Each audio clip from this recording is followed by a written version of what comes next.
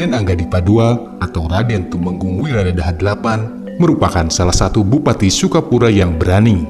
Ia menentang titah pemerintah kolonial yang ingin mengeksploitasi Sukapura sebagai wilayah penghasil tarum atau nila, menggantikan padi.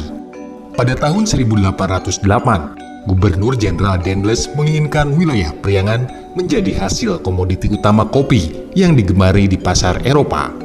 Dendles lantas menjalankan konsep pembagian wilayah Priangan untuk menghasilkan keuntungan secara ekonomi melalui komoditas kopi.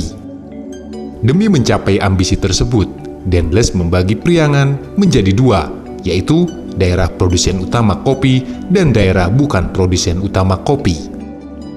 Daerah produsen utama kopi yaitu Cianjur, Bandung, Sumedang, dan Parakan Muncang.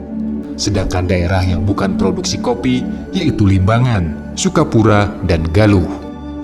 Semasa kepemimpinan Dendles, pemerintah kolonial hendak menjadikan daerah Sukapura sebagai wilayah penghasil tarum atau pohon nila yang merupakan bahan utama pewarna. Dalam Anggadipa melawan. Ia lebih memilih berseteru dengan kepentingan kolonial. Dalam catatan sejarah, itu adalah sikap paling berani yang diambil oleh seorang bupati.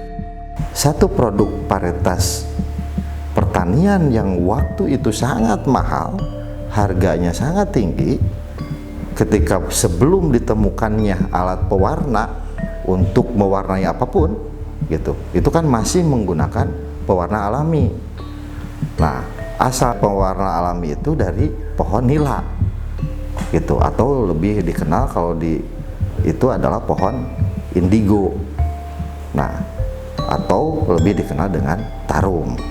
Maka Sukapura ini, gitu ya, dalam konteks tanam paksa itu dipaksa untuk menanam tarum. Maka kebijakan kolonial itu memaksa supaya nanam tarum di tegalan sawah. Jadi tegalan sawah itu dipaksa untuk ditanami tarum. Nah, sementara daerah Priangan lain sebagai penghasil kopi, daerah Sukapura ini penghasil padi, gitu. Bupati Anggadipa II, gitu, atau lebih dikenal dengan Dalam Anggadipa, itu menolak kebijakan kolonial itu, menolak daerah Sukapura ini tegalan sawahnya dipaksa ditanami dengan tarum. Penolakan Raden Anggadipa II itu bukan tanpa alasan. Dalam Anggadipa lebih mengedepankan kepentingan rakyat ketimbang memenuhi ambisi kolonial. Jika sawah-sawah harus ditanami nila atau tarum, itu akan mengancam ketahanan pangan. Rakyat Sukapura bisa terancam kelaparan. Lantaran penolakannya itu, Dalam Anggadipa dipecat dari jabatannya sebagai bupati.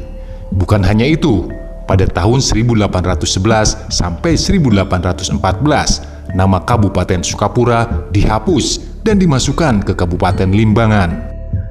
Namun, meskipun secara de jure Sukapura telah dihapus dari peta kolonial, secara de facto harisma dan wibawa Kanjeng Demang Anggadipa semakin kuat. Sikap tegas Demang Anggadipa terhadap pemerintah kolonial sama sekali tidak melunturkan kecintaan rakyat. Maka, pada 1814, dengan terpaksa, pemerintah kolonial secara resmi mengangkat kembali Demang Anggadipa sebagai Bupati Sukapura. Bahkan, pada 28 Oktober 1814, pemerintah kolonial malah memberikan tambahan wilayah dengan digabungkannya distrik Galunggung dan seluruh wilayah Galuh Kawasen yang terletak di sebelah barat Citandui.